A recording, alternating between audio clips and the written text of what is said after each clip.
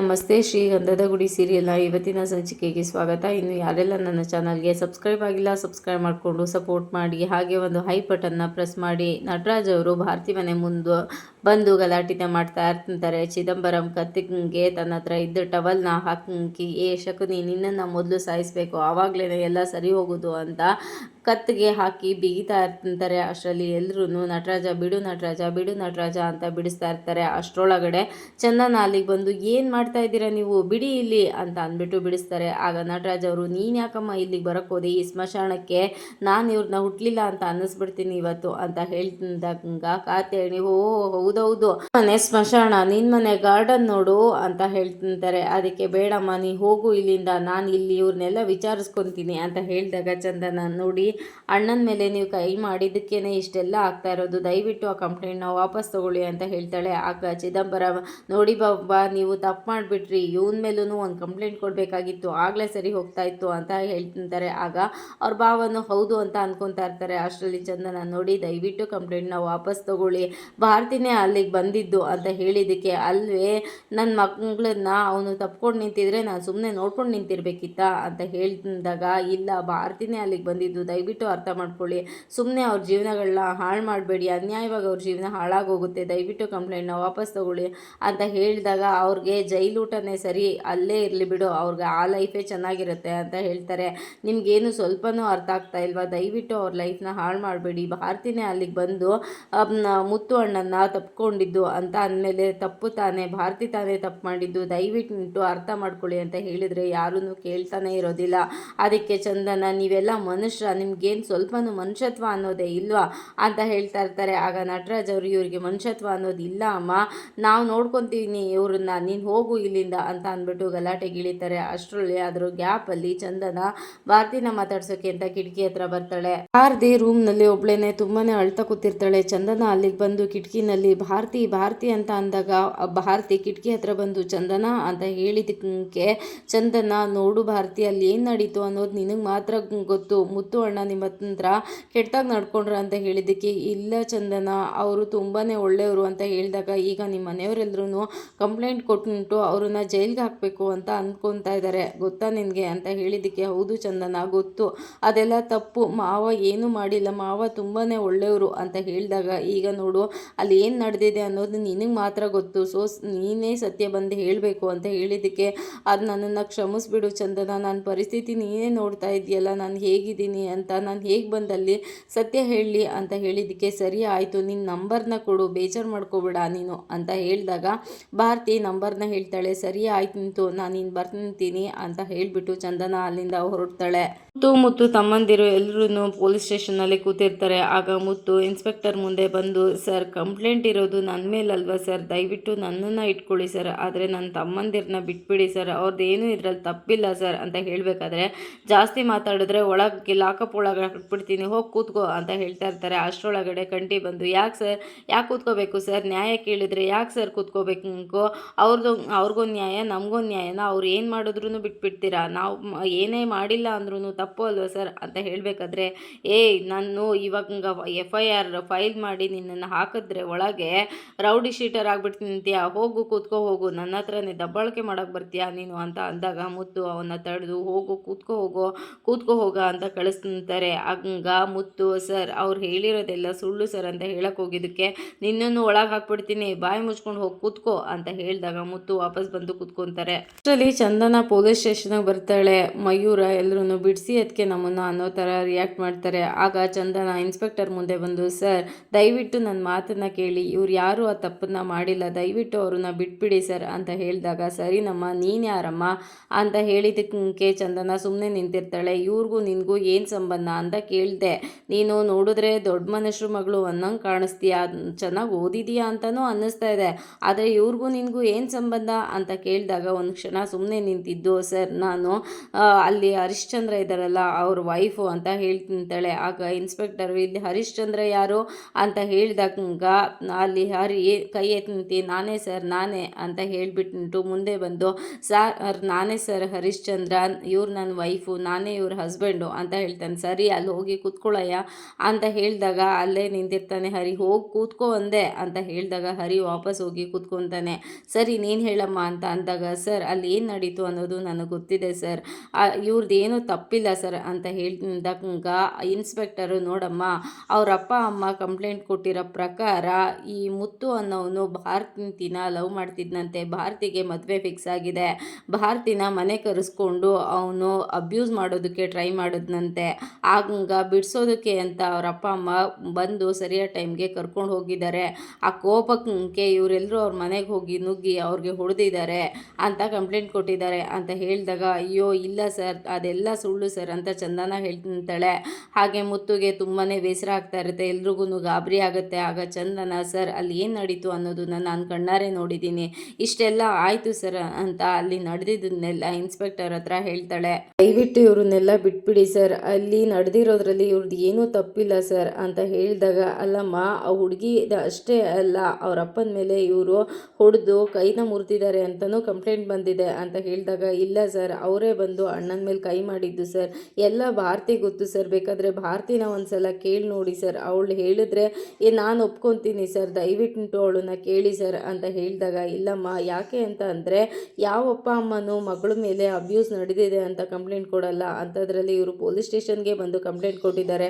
ಆ ಥರ ನಡೆದ್ರೂ ಹೊರಗಡೆ ತಲೆ ಎತ್ತಿ ಓಡಾಡೋದಕ್ಕೆ ಹಿಂದೆ ಮುಂದೆ ನೋಡ್ತಾರೆ, ಅಂಥದ್ರಲ್ಲಿ ನಿನ್ನ ಮಾತನ್ನು ನಾನು ನಂಬೋಕ್ಕಾಗಲ್ಲಮ್ಮ ಅಂತ ಹೇಳಿದಾಗ ಸರ್ ದಯವಿಟ್ಟು ನನ್ನ ಮಾತನ್ನು ನಂಬಿ ಸರ್, ಭಾರತಿನೇ ಒಂದ್ಸಲ ಕರೆಸಿ ಕೇಳಿ ಸರ್, ಅವಳು ಹೇಳಿದ್ರೆ ನೀವು ಏನೇ ಶಿಕ್ಷೆ ಕೊಟ್ಟರು ನಾನು ಓಕೆ ಮಾಡ್ತೀನಿ ಸರ್, ದಯವಿಟ್ಟು ಕೇಳಿ ಸರ್ ಅಂತ ಹೇಳಬೇಕಾದ್ರೇ ಮುತ್ತು ಅಲ್ಲಿಗೆ ಬಂದು ಚಂದನ ನೀನು ಇಲ್ಲಿರೋದು ತುಂಬ ಹೊತ್ತು ಸೇಫ್ ಅಲ್ಲಮ್ಮ, ನೀ ಹೋಗು ನಾನು ಇದನ್ನೆಲ್ಲ ನೋಡ್ಕೊತೀನಿ ಅಂತ ಹೇಳಿದಾಗ ಇಲ್ಲ ಅಣ್ಣ ಅದು ಹೇಗಣ್ಣ ಆಗುತ್ತೆ, ನಿಮ್ದು ಏನು ತಪ್ಪೇ ಇಲ್ಲ, ಆದ್ರೂ ಇವರು ಯಾರೋ ಬಂದು ಕಂಪ್ಲೇಂಟ್ ಕೊಟ್ಟರು ಅಂತ ನಿಮ್ಮನ್ನ ಇಲ್ಲಿ ಕರ್ಕೊಂಡು ಬರೋದು ತಪ್ಪಲ್ವಾ, ಎನ್ಕ್ವೈರಿ ಮಾಡಬೇಕು ಅಲ್ವಾ ಅಣ್ಣ ಅಂತ ಹೇಳಬೇಕಾದ್ರೆ ಇನ್ಸ್ಪೆಕ್ಟರು ಸರಿ ನಮ್ಮ ಆಯಿತು ನಿನ್ನ ಪಾಯಿಂಟ್ಗೆ ಬರ್ತೀನಿ, ಭಾರತಿನೇ ಬಂದು ಇಲ್ಲಿಗೆ ಹೇಳಲಿ ಅವಳು ಇವ್ರದ್ದೇನು ತಪ್ಪಿಲ್ಲ ಅಂತ, ಆವಾಗ ನಾನು ಒಪ್ತೀನಮ್ಮ ಅಂತ ಹೇಳಿದಾಗ ಸರಿ ಸರ್ ಆಯಿತು ನಾನು ಇವಾಗಲೇ ಭಾರತಿನ ಕರೆಸ್ತೀನಿ ಅಂತ ಹೇಳಿ ಫೋನ್ ಮಾಡೋಕ್ಕೆ ಅಂತ ಹೊರಗಡೆ ಬರ್ತಾಳೆ. ಭಾರತಿ ರೂಮ್ನಲ್ಲಿ ಒಬ್ಳೇನೆ ಅಳ್ತಾ ಕೂತಿರ್ತಾಳೆ. ಅಷ್ಟೊಳಗಡೆ ಚಂದನ ಫೋನ್ ಮಾಡ್ತಾಳೆ. ಭಾರತಿ ಯಾರ್ದು ಫೋನು ಅಂತ ಇನ್ನು ನೋಡ್ತಾನೆ ಇರ್ತಾಳೆ. ಅಯ್ಯೋ ರಿಸೀವ್ ಮಾಡು ಭಾರತಿ ಅಂತ ಹೇಳುವಾಗಲೇ ಭಾರತಿ ಫೋನ್ನ ರಿಸೀವ್ ಮಾಡಿ ಹಲೋ ಅಂದಾಗ ಹಲೋ ಭಾರತಿ ನಾನು ಚಂದನ ಅಂತ ಹೇಳಿದಾಗ ಚಂದನ ಅಂತ ಹೇಳ್ತಾಳೆ. ನೋಡು ಭಾರತಿ ಇಲ್ಲಿ ಎಲ್ಲರೂ ಪೊಲೀಸ್ ಸ್ಟೇಷನ್ನಲ್ಲಿದ್ದಾರೆ, ನಾನಿವಾಗ ಪೊಲೀಸ್ ಸ್ಟೇಷನ್ನಲ್ಲಿ ಇದ್ದೀನಿ ಗೊತ್ತಂತ, ನಿಮ್ಮಪ್ಪ ಅವ್ರ ಮೇಲೆ ಅಬ್ಯೂಸ್ ಕೇಸ್ನ ಹಾಕಿದ್ದಾರೆ ಅಂತ ಹೇಳಿದಾಗ ಗೊತ್ತು ಚಂದನ ನಾನು ಏನು ಮಾಡಲಿ ಅಂತ ಹೇಳಿದ್ದಕ್ಕೆ ಈಗ ನಿನ್ನಿಂದ ಇವರೆಲ್ಲರೂ ಜೈಲಲ್ಲಿ ಇರಬೇಕಂಕ ಹೇಳು, ಇವಾಗಲೇ ನೀನು ಪೊಲೀಸ್ ಸ್ಟೇಷನ್ಗೆ ಬಂದು ಅವ್ರು ಹಾಕಿರೋ ಕಂಪ್ಲೇಂಟ್ ಎಲ್ಲ ಸುಳ್ಳು ಅಂತ ಹೇಳಬೇಕು ಅಂತ ಹೇಳಿದ್ದಕ್ಕೆ ಅಯ್ಯೋ ಚಂದನ ನಾನು ಹೇಗೆ ಬರಲಿ, ಇವ್ರನ್ನೆಲ್ಲ ದಾಟ್ಕೊಂಡು ನಾನು ಉಸಿರಾಡಿದ್ರೂ ಏನು ಸದ್ದು ಅಂತ ಬಂದು ಕೇಳ್ತಾರೆ, ಆ ಥರ ಪರಿಸ್ಥಿತಿ ನಾನು ಇದ್ದೀನಿ, ದಯವಿಟ್ಟು ನನ್ನ ಕ್ಷಮಿಸು ಚಂದನ, ಅಲ್ಲಿಗೆ ನಾನು ಬರೋಕ್ಕಾಗಲ್ಲ ಅಂತ ಹೇಳಿದ್ದಕ್ಕೆ ಏನು ಭಾರತಿ ನೀನು ಈ ಥರ ಮಾತಾಡ್ತಾ ಇದೆಯಾ, ನಿನ್ನಿಂದ ಇವರೆಲ್ಲರೂ ಶಿಕ್ಷೆ ಅನುಭವಿಸ್ಬೇಕಾ, ನಿನಗೋಸ್ಕರ ಇವರೆಲ್ಲರೂ ಶಿಕ್ಷೆ ಅನುಭವಿಸ್ಬೇಕಾ, ನೀನೇ ಹೇಳು ನಿಮ್ಮ ಮುತ್ತು ಮಾವ ತಪ್ಪು ಮಾಡಿದಾರ ಅವ್ರ ಶಿಕ್ಷೆನ ಅನುಭವಿಸ್ಬೇಕಾ ಅಂತ ಹೇಳಿದ್ದಕ್ಕೆ ಅಯ್ಯೋ ನಾನು ಅಲ್ಲಿಗೆ ಬರಲೇಬಾರ್ದಿತ್ತು ಚಂದನ, ನನ್ನಿಂದ ಇವಾಗ ಮುತ್ತು ಮಾವನಿಗೆ ಎಷ್ಟೆಲ್ಲ ತೊಂದರೆ ಆಗ್ತಾ ಇದೆ ಅಂತ ಹೇಳಿದಾಗ ಸರಿ ಆಯಿತು ಇವಾಗ ತೊಂದರೆ ಆಗಿದ್ದಾಯಿತು, ನೀನು ಇಲ್ಲಿಗೆ ಬಂದು ಹೇಳಬೇಕು ನೀನು ಪೊಲೀಸ್ ಸ್ಟೇಷನ್ಗೆ ಅಂತ ಹೇಳಿದಾಗ ಪೊಲೀಸ್ ಸ್ಟೇಷನ್ಗೆ ದಯವಿಟ್ಟು ನನ್ನನ್ನು ಕ್ಷಮಿಸು ಚಂದನ, ಇವ್ರಿಗೆಲ್ಲ ಕಣ್ತಪ್ಪಿಸಿ ನಾನು ಇಲ್ಲಿಂದ ಅಲ್ಲಿಗೆ ಬರೋಕ್ಕಾಗೋದಿಲ್ಲ ಅಂತ ಹೇಳಿದ್ದಕ್ಕೆ ಓ ಎಷ್ಟು ಸ್ವಾರ್ಥಿ ನೋಡು, ನಿನ್ನ ಜೀವನ ಮಾತ್ರ ನೀನು ನೋಡ್ಕೊತಾ ಇದೆಯಾ, ನಿನ್ನಿಂದ ಇಲ್ಲಿ 4 ಜನರ ಜೀವನ ಹಾಳಾಗಬೇಕು ಅಂತ ಹೇಳಿದ್ದಕ್ಕೆ ನಾನಿಲ್ಲಿ ಸಂತೋಷವಾಗಿದ್ದೀನಿ ಚಂದನ, ನಾನು ಬಿಸಿ ಎಣ್ಣೆಯಲ್ಲಿ ಬಿದ್ದಿರೋ ನೊಣದ ಥರ ಆಗಿದ್ದೀನಿ, ದಯವಿಟ್ಟು ನನ್ನ ಅರ್ಥ ಮಾಡ್ಕೊ ಅಂತ ಹೇಳಿದ್ದಕ್ಕೆ ಇದು ಏನು ಭಾರತಿ ಯಾವುದೂ ಆಗಲ್ಲ ಅಂದರೆ ಹೇಗೆ, ಇಲ್ಲಿ 4 ಜನ ಪೊಲೀಸ್ ಸ್ಟೇಷನಲ್ಲಿದ್ದಾರೆ, ನಿಮ್ಮಪ್ಪ ಹಾಕಿರೋದು ಅಬ್ಯೂಸ್ ಕೇಸು ಎಷ್ಟು ಸ್ಟ್ರಾಂಗ್ ಕೇಸು ಗೊತ್ತಾ, ಅವ್ರ ಜೀವನ ಹಾಳಾಗುತ್ತಂತೆ, ದಯವಿಟ್ಟು ನೀನು ಅರ್ಥ ಮಾಡ್ಕೊ ಅಂತ ಹೇಳುತ್ತಂದರೆ ಭಾರತಿ ನಾನು ಏನು ಮಾಡಲಿ ಚಂದನ ಅಂತ ಹೇಳ್ತಾ ಇರ್ತಾಳೆ. ನೋಡು ನೀನು ಓದಿರೋಳು, ನಿನಗೂ ಅರ್ಥ ಆಗುತ್ತೆ ನಾನು ಏನು ಹೇಳ್ತಾ ಇದ್ದೀನಿ ಅಂತ, ನಿನಗೆ ಅರ್ಥ ಆಗ್ತಾ ಇದೆ ಅನ್ಕೊತೀನಿ, ತಪ್ಪು ನಡಿಬೇಕಾದ್ರೆ ತಟ್ಟಿ ಕೇಳೋ ಅಷ್ಟು ರೈಟ್ಸು ನಿನಗಿದೆ, ದಯವಿಟ್ಟು ನೀನು ಅರ್ಥ ಮಾಡ್ಕೊ ಅಂತ ಹೇಳಿದ್ದಕ್ಕೆ ಅಲ್ಲ ಚಂದನ ಅವ್ರನ್ನ ಮನೆಯವ್ರನ್ನ ಎದುರಿಸೋ ಅಷ್ಟು ಶಕ್ತಿ ನನಗಿಲ್ಲ ಅಂತ ಹೇಳ್ತಾಳೆ. ಸರಿ ಆಯಿತು ಈಗ ಒಂದು ಕೆಲಸ ಮಾಡು, ವಿಡಿಯೋ ಕಾಲ್ ಮಾಡ್ತೀನಿ, ಅವಾಗಾದರೂ ನೀನು ಪೊಲೀಸ್ ಅವ್ರ ಹತ್ರ ನಿಜ ಹೇಳ್ತೀಯಾ ಅಂತ ಹೇಳಿದ್ದಕ್ಕೆ ಇನ್ನು ಯೋಚನೆ ಮಾಡ್ತಾ ಇರ್ತಾಳೆ. ಅದಕ್ಕೆ ಚಂದನ, ಅಲ್ಲ ಭಾರತಿ, ನಿಮ್ಮ ಮಾವ ಅವ್ರ ಮನೆಯವ್ರ ಮೇಲೆ, ನಿಮ್ಮ ಮಾವನ ಮೇಲೆ ನಿನಗೆ ಸ್ವಲ್ಪನೂ ಕನಿಕರ ಅನ್ನೋದೇ ಇಲ್ವಾ? ನೀನು ಇದಕ್ಕೂ ಆಗಲ್ಲ ಅಂದರೆ ಹೇಗೆ ಭಾರತಿ? ಏನಾದರೂ ಒಂದು ಹೇಳು ಅಂತ ಹೇಳಿದಾಗ, ಸರಿ ಆಯಿತು ನಾನು ಹೇಳ್ತೀನಿ ಅಂತ ಹೇಳಿದ್ಕೆ, ಸರಿ ಆಯಿತು ಇವಾಗ ಹೋಗಿ ಪೊಲೀಸ್ ಅವ್ರ ಮುಂದೆ ವಿಡಿಯೋ ಕಾಲ್ ಮಾಡ್ತೀನಿ, ಅವ್ರ ಮುಂದೆ ಸತ್ಯ ಹೇಳು ಅಂತ ಹೇಳಿದಾಗ ಭಾರತಿ ಒಪ್ಕೊತಾಳೆ. ನಾನು ಪೊಲೀಸ್ ಸ್ಟೇಷನ್ ಒಳಗಡೆ ಬರ್ತಾಳೆ. ಆಗ ಇನ್ಸ್ಪೆಕ್ಟರು, ಏನಮ್ಮ ಒಪ್ಕೊಂಡ್ಲಾ ಬರ್ತಾಳಂತ ಹುಡುಗಿ ಅಂತ ಹೇಳಿದ್ಕೆ, ಸರ್ ಅದು ಅವಳು ಮನೆ ಬಿಟ್ಟು ಬರಲ್ಲ ಅಂತ ಅಂದ್ಲು ಸರ್ ಅಂತ ಹೇಳಿದಾಗ ಇನ್ಸ್ಪೆಕ್ಟರ್ ನಗ್ತಾರೆ. ಅದಕ್ಕೆ ಆದರೆ ನಾನು ವಿಡಿಯೋ ಕಾಲ್ ಮಾಡಿದ್ರೆ ಅವಳು ಫೋನಲ್ಲೇ ಹೇಳ್ತೀನಿ ಅಂತ ಹೇಳಿದಾಳೆ ಸರ್ ಅಂತ ಹೇಳಿದಕ್ಕೆ, ಸರಿ ಆಯ್ತಮ್ಮ ಫೋನ್ ಟ್ರೈ ಮಾಡು ಅಂತ ಹೇಳಿದಾಗ ಎಲ್ರಿಗೂ ಖುಷಿ ಆಗುತ್ತೆ. ಫೋನ್ಗೆ ಟ್ರೈ ಮಾಡ್ತಿಂತಾಳೆ, ಆದರೆ ಫೋನ್ನ ರಿಸೀವ್ ಮಾಡ್ತಾ ಇರೋದಿಲ್ಲ. ಇಲ್ಲಿ ಗಾಬರಿಯಿಂದ ಆ ಕಡೆ ಈ ಕಡೆ ಭಾರತಿ ಓಡಾಡ್ತಾ ಇರ್ತಾಳೆ. ಅದೇ ಸೇಮ್ ಟೈಮ್ಗೆ ಅವರಮ್ಮ ಡೋರ್ ಹತ್ರ ಬಂದು, ಭಾರತಿ ಬಾಗ್ಲು ಓಪನ್ ಮಾಡು ಅಂತಿರ್ತಾರೆ. ಈ ಕಡೆ ಚಂದನ ಫೋನ್ನ ರಿಸೀವ್ ಮಾಡೋದಕ್ಕೂ ಆಗದೆ, ಆ ಕಡೆ ಅಮ್ಮನ ಮಾತುಗೂ ಆನ್ಸರ್ ಮಾಡೋಕ್ಕಾಗ್ದೇ ಭಾರತಿ ಒದ್ದಾಡ್ತಾ ಇರ್ತಾಳೆ. ಈ ಕಡೆಯಿಂದ ಚಂದನ ಫೋನ್ ಮಾಡ್ತಾನೆ ಇರ್ತಾಳೆ. ಇನ್ಸ್ಪೆಕ್ಟರ್ ಕೇಳ್ತಾ ಇರ್ತಾರೆ, ಯಾಕಮ್ಮ ಫೋನ್ ರಿಸೀವ್ ಮಾಡ್ತಾ ಇಲ್ವಾ ಅಂತ. ಅಷ್ಟರೊಳಗಡೆ ಭಾರತಿ ಅಪ್ಪ ಅಮ್ಮ ಇಬ್ಬರು ಡೋರ್ನ ಓಪನ್ ಮಾಡಿಕೊಂಡು ಮನೆ ಒಳಗಡೆ ಬರ್ತಾರೆ, ರೂಮ್ ಒಳಗಡೆ. ಆಗ ಏನೇ ಮಾಡ್ತಾ ಇದ್ದೆ ಅಂತ ಕೇಳಿದ್ದಕ್ಕೆ ಅದು ಅಂತ ಹೇಳ್ತಾ ಇರ್ತಾಳೆ. ಇಲ್ಲಿ ಇನ್ಸ್ಪೆಕ್ಟರು, ಯಾಕೆ ಫೋನ್ ರಿಸೀವ್ ಮಾಡ್ತಾ ಇಲ್ವಾ ಅಂತ ಹೇಳಿದ್ದಕ್ಕೆ, ಸರ್ ಯಾಕೋ ಫೋನ್ ರಿಸೀವ್ ಮಾಡ್ತಾ ಇಲ್ಲ ಸರ್, 1 ನಿಮಿಷ ಅಂತ ಹೇಳಿ ಮತ್ತೆ ಟ್ರೈ ಮಾಡ್ತಾಳೆ. ಆಗ ಸ್ವಿಚ್ ಆಫ್ ಅಂತ ಬರುತ್ತೆ. ಆಗ ಸರ್ ಏನಾಯಿತು ಅಂತ ಗೊತ್ತಾಗ್ತಾ ಇಲ್ಲ ಸರ್, ಇವಾಗ ಫೋನ್ ಸ್ವಿಚ್ ಆಫ್ ಅಂತ ಬರ್ತಾ ಇದೆ ಅಂತ ಇನ್ಸ್ಪೆಕ್ಟರ್ ಹತ್ರ ಹೇಳ್ತಾಳೆ. ಇಲ್ಲಿ ಬಂದು ಭಾರತಿ ಹತ್ರ, ನಮ್ಮ ಎಲ್ಲಿಗೆ ಹೋಗಿದ್ದೆ, ಯಾಕೆ ಡೋರ್ನ ಓಪನ್ ಮಾಡಲಿಲ್ಲ ಅಂತ ಕೇಳಿದಾಗ, ಅದು ಅಪ್ಪ ನಾನು ಬಾತ್ರೂಮ್ಗೆ ಹೋಗಿದ್ದೆ ಅಂತ ಹೇಳ್ತಿಂತಾಳೆ. ಓ ಹೌದಾ ಅಂತ ಯೋಚನೆ ಮಾಡಬೇಕಾದ್ರೆ, ಅಲ್ಲ ಅಪ್ಪ ನೀವ್ಯಾಕೆ ಅರ್ಜೆಂಟಲ್ಲಿ ಡೋರ್ನ ಹೊಡೆದ್ರಿ ಅಂತ ಹೇಳಿದ್ದಕ್ಕೆ, ಅದು ಕಳ್ಬೇಕೇನಾದರೂ ಒಳಗಡೆ ಬಂದು ಸೇರ್ಕೊಂಡಿದ್ಯಾ ಅಂತ ನೋಡೋದಕ್ಕೆ ಅಂತ ಚಿದಂಬರಂ ಹೇಳ್ತಾರೆ. ಆಗ ಕಾತ್ಯಾಯನಿ ಅವರು, ಯಾವುದೋ ಕಳ್ಬೇಕು ಬಂದಂಗೆ ಇದೆ ಅಣ್ಣ ಅಂತ ಸೂಕ್ಷ್ಮೆಯಿಂದ ಮಾತಾಡ್ತಾರೆ. ಅಷ್ಟರೊಳಗಡೆ ಫೋನ್ ಬರುತ್ತಂತೆ. ಫೋನ್ನ ರಿಸೀವ್ ಮಾಡಿ ಹಲೋ ಅಂತ ಹೇಳಿದಾಗ, ಹಾಂ ಇಲ್ಲೇ ಪಾರ್ಕ್ ಮಾಡ್ಬೋದು, ಇಲ್ಲೇ ಬಂದುಬಿಡಿ ಅಂತ ಹೇಳಿಬಿಟ್ಟು ಫೋನ್ನ ಕಟ್ ಮಾಡ್ತಿರ್ತಾರೆ. ಯಾರು ಬಾಬಾ ಅಂತ ಕೇಳಿದ್ದಕ್ಕೆ, ಅದು ಹುಡುಗನ ಮನೆ ಕಡೆಯವರು ಬರ್ತಾ ಇದ್ದಾರಂತೆ, ಆದಷ್ಟು ಬೇಗ ಇವಳನ್ನ ರೆಡಿ ಮಾಡ್ಕೊಂಡು ಕರ್ಕೊಂಡು ಬಾ ಅಂತ ಹೇಳಿ ಭಾರತಿ ಕಡೆ ತಿರುಗಿ, ನೋಡು ಏನಾದರೂ ಅವ್ರ ಮುಂದೆ ಏನಾದ್ರು ಕಣ್ಣು ಕೆಂಪಾಗಿದ್ರೆ ನಾನೇನೆ ಸುಟ್ಟಾಕ್ಬಿಡ್ತೀನಿ ಹುಷಾರ್ ಅಂತ ಹೇಳಿಬಿಟ್ಟು ಅವರು ಹೊರಗಡೆ ಹೋಗ್ತಾರೆ. ಅವರು ಭಾರತಿಗೆ, ನಿಮ್ಮಪ್ಪ ಹೇಳಿದ್ದು ಕೇಳಿಸ್ಲಿದ್ದೇನೆ, ರೆಡಿಯಾಗಿ ಬೇಗ ಹೊರಗಡೆ ಬಾ ಅಂತ ಹೇಳಿ ಈ ಕಡೆ ತಿರುಗ್ತಾರೆ. ಆಮೇಲೆ ಏನೋ ನೆನಪಾಗಿ ಆ ಕಡೆ ತಿರುಗಿ ಫೋನಲ್ಲಿ ಅಂತ ಸರ್ಚ್ ಮಾಡಿದಾಗ ಸೀರೆ ಎತ್ತಿದಾಗ ಅಲ್ಲಿ ಫೋನ್ ಸಿಗುತ್ತೆ. ಆ ಫೋನ್ನ ಎತ್ಕೊತಾರೆ. ಫೋನ್ನ ಎತ್ಕೊಂಡು, ಸರಿ ಆಯಿತು ಬೇಗ ರೆಡಿ ಆಗ್ಬಾ ಅಂತ ಹೇಳಿದ್ದಕ್ಕೆ, ಅಮ್ಮ ಫೋನ್ ಕೊಡಮ್ಮ ಅಂತ ಭಾರತಿ ಕೇಳ್ತಾಳೆ. ಅದಕ್ಕೆ, ರೆಡಿ ಆಗೋಳಿಗೆ ಫೋನ್ ಏನಕ್ಕೆ, ರೆಡಿ ಆಗ್ಬಾ, ಏನಾದ್ರು ನಕರ ಮಾಡಿದ್ರೆ ನಾನೇನೆ ಕಾಲು ಕೈ ಮುರಿದ್ಬಿಟ್ಟು ಮೂಲೆಯಲ್ಲಿ ಕೂರಿಸ್ಬಿಡ್ತೀನಿ ಹುಷಾರ್ ಅಂತ ಹೇಳಿಬಿಟ್ಟು ಅವರು ಹೊರಟೋಗ್ತಾರೆ.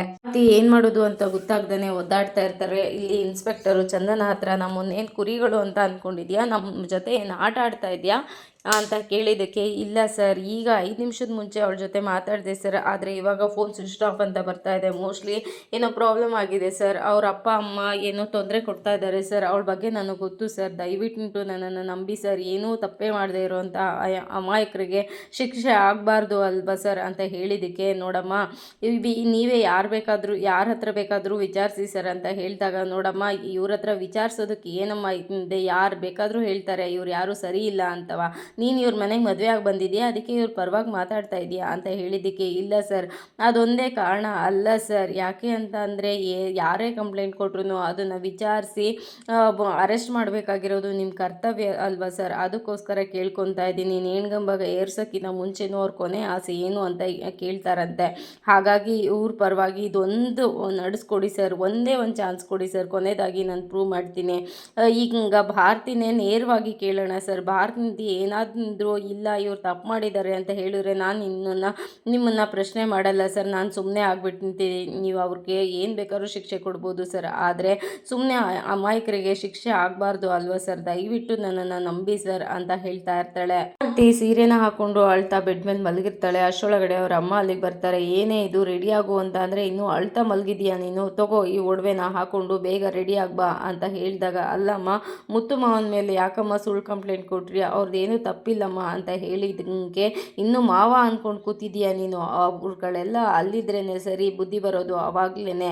ಇವಾಗ ನೀನು ರೆಡಿ ಆಗೋ ಅಷ್ಟೇ, ಹುಡುಗನ ಮನೆಯವರು ಇನ್ನೇನು ಬರ್ತಿದ್ದಾರೆ, ಅವ್ರ ಮುಂದೆ ಏನಾದರೂ ನಾಟಕ ಮಾಡಿದ್ರೆ ನೀನು ಚರ್ಮ ಸುಲಿದು ಬಿಡ್ತೀನಿ, ಚರ್ಮ ಉರಿತಾ ಇದೆ ಸುಡ್ತಾ ಇದೆ ಅಂತ ಅಂದ್ರೂ ಉಪ್ತಂದು ಸುರಿತೀನಿ ಹೊರತು ಉಪಚಾರ ಮಾತ್ರ ಮಾಡಲ್ಲ, ಬೇಗ ರೆಡಿಯಾಗಿ ಬಾ ಅಂತ ವಾರ್ನ್ ಮಾಡಿಬಿಟ್ಟು ಅವರಲ್ಲಿಂದ ಹೊರಟೋಗ್ತಾರೆ. ಭಾರತಿ ಏನು ಮಾಡೋದು ಅಂತ ಗೊತ್ತಾಗ್ದೇ ಒದ್ದಾಡ್ತಾ ಇರ್ತಾಳೆ. ಇದಾಗಿತ್ತು ಇವತ್ತಿನ ಸಂಚಿಕೆ. ಈ ಸಂಚಿಕೆ ಇಷ್ಟ ಆಗಿದ್ರೆ ಒಂದು ಲೈಕ್ ಕೊಟ್ಟು ಶೇರ್ ಮಾಡಿ, ಕಮೆಂಟ್ ಬಾಕ್ಸಲ್ಲಿ ಕಮೆಂಟ್ ಮಾಡಿ ತಿಳಿಸಿ, ಹಾಗೆಯೇ ಒಂದು ಹೈಪ್ ಕೊಟ್ಟು ಸಪೋರ್ಟ್ ಮಾಡಿ. ಮುಂದಿನ ಸಂಚಿಕೆಯಲ್ಲಿ ಸಿಗೋಣ. ಅಲ್ಲಿವರೆಗೂ take care, bye, thank you.